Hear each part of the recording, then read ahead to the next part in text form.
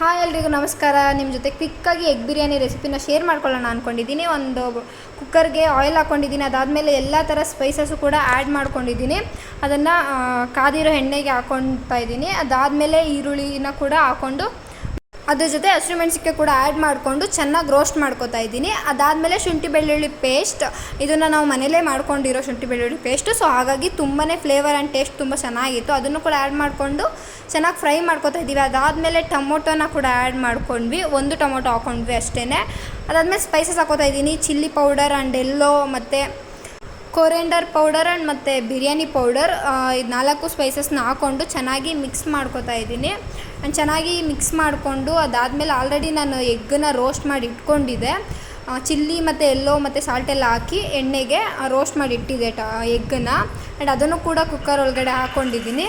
So ಇಲ್ಲಿ ನನ್ನ rice ಕೂಡ ಅಕ್ಕಿ ಕೂಡ ನೆನೆಯೋಕೆ ಇಟ್ಟಿದ್ದೆ.